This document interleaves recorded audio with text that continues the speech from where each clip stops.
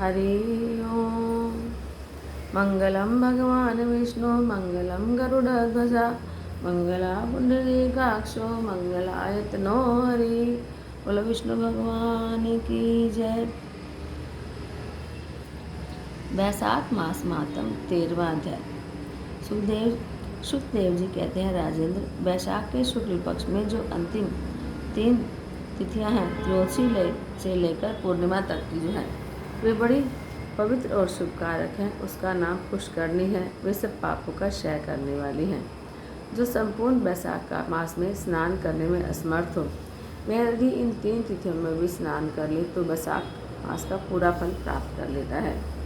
पूर्व काल में वैशाख मास के 81 तिथि को शुभ अमृत प्रकट हुआ। द्वादशी को भगवान विष्णु ने उसकी रक्षा की।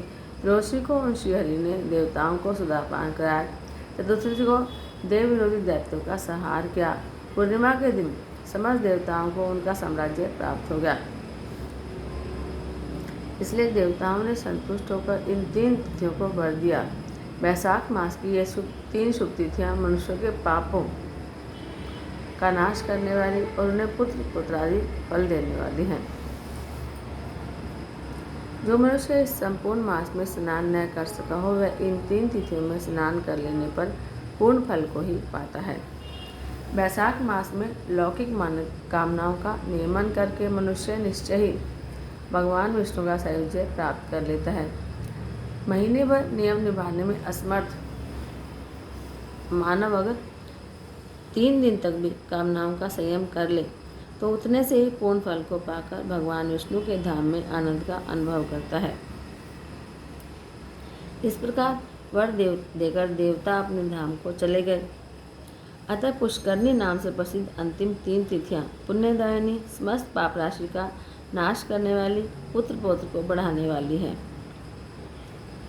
जो वैशाख मास में अंतिम 3 दिन गीता का पाठ करता है, उसे प्रतिदिन अश्वमेध यज्ञ का फल मिलता है। जो इन 3 दिनों तक विष्णु सहस्त्र नाम का पाठ करता है, उसके पुण्य फल का वर्णन करने में इस भूलोक और स्वर्गलोक में कौन समर्थ है। पूर्णिमा को सहस्त्र नामों के द्वारा भगवान मधुसूदन को दूध से नहलाकर मनुष्य पापहीन वैकुंठ धाम में जाता है। वैशाख मास में प्रतिदिन भागवत के आधे या चौथाई श्लोक का पाठ करने वाला मनुष्य ब्रह्म भाव को प्राप्त होता है। जो वैशाख के अंतिम 3 दिनों में भागवत शास्त्र का श्रवण करता है, वह जल से कमल के पत्ते की भांति कभी पापों से लिप्त नहीं होता।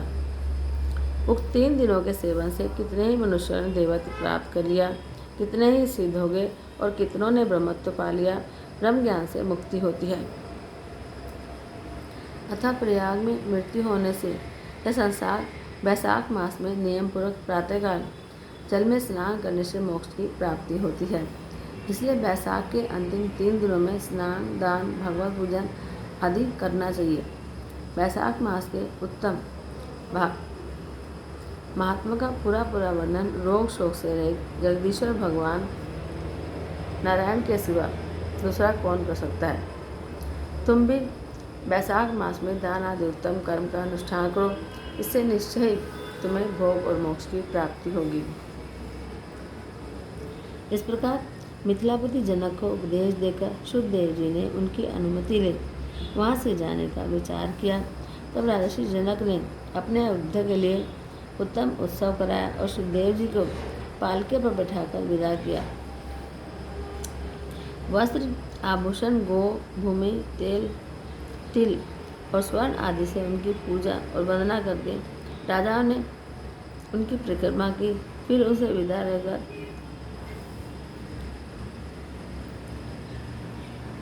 महातेजस्वी और परम शशि सुखदेव जी संतुष्ट हो प्रसन्नतापूर्वक वहाँ से अपने स्थान को गए। राजा ने वैशाख धर्म का पालन करके मोक्ष प्राप्त कर लिया।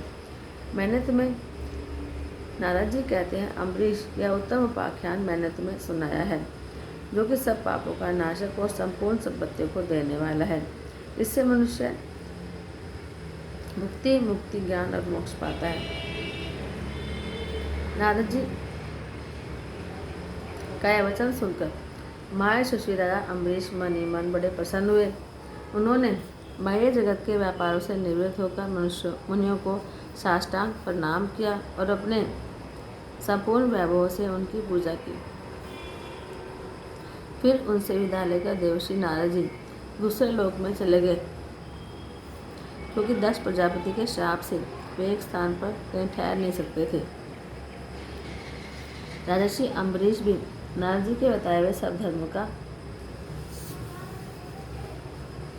अनुष्ठान करके निर्गुण परब्रह्म परमात्मा में विलीन हो गए। जो इस पाप नाशक और पुण्यवर्धक उपाख्यान को सुनता और पढ़ता है वह परम गति को पाता है।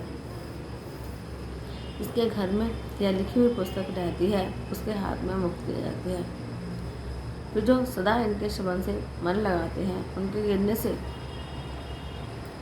उनके लिए तो कहना ही क्या है। जय जय श्री हरि, जय जय श्री राधे, जय जय श्री राधे, जय जय श्री राधे।